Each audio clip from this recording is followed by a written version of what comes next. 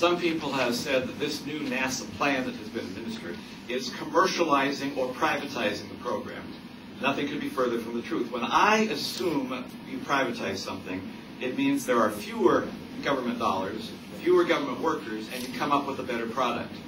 This plan actually spends more of taxpayers' money. It actually keeps the number of federal employees intact. It just fires private sector employees.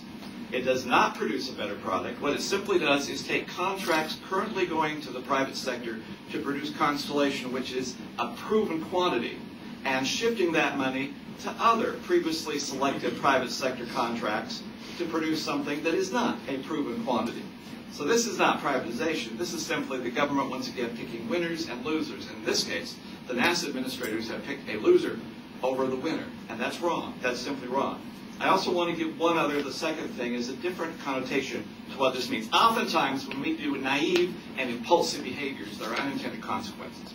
There are unintended consequences of this proposal that does not simply affect NASA and spaceflight, it also affects the military of this country. I'm going to talk about the industrial base, which is our government speak, meaning that the kinds of people and the kinds of jobs, to build a rocket to put a man on the moon, are the same kinds of jobs and the same kinds of people who build missiles to defend this country. Last year, when we made a massive cut in our military defense, we put the industrial base in a quandary. This year, if we now cut Constellation, we will decimate the industrial base, which simply means that if we are underestimating the impact of countries like Iran and North Korea, and we destroy the industrial base, we will not have the capacity to back up and build missiles to defend this particular country, because we have lost the industrial base. The Pentagon has been very specific about that in 3 separate occasions over the last year. In April, they did a report on solid rocket motors they sent to Congress and simply said that if Constellation is slowed, not destroyed and eliminated, but slowed, it would have a negative impact on the ability of the defense to defend this country. In June, they did another survey, another report. They changed their mind. This time they said if you slow down Constellation, it will have a significant negative impact on the ability to defend this country. In September, or October, I can't remember which one, the Undersecretary for Acquisitions also sent us a letter in which he said this industrial base is not a birthright. These are specific jobs and specific people. We do not have the ability within the Air Force to replicate that. We have abandoned our missile defense production opportunities years ago. It's only to the private sector.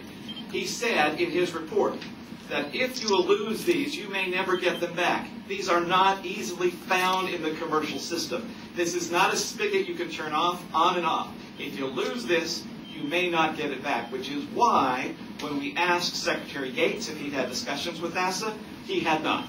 We asked others if they'd had discussions with NASA on the impact to the military. They had not. Secretary of the Air Force told us simply, this is a problem they yet have a handle, and they recognize that as a problem. So once again, if you make a naive and jump assumption that we can simply change what we're doing in Constellation, it has an unintended consequences that means we are less able to defend this country. The military is harmed if this plan goes through. And NASA did not. If they did do communications, they certainly weren't listening, because what they have done has put us not just in harming our ability to control the space and control the heavens, but it's put us in an inability to defend ourselves if we underestimated some rogue countries like North Korea. Thank you, Rob, for those kind of comments. And Rob's comments sort of flow on one of the big problems with this plan by the administration is no one was included.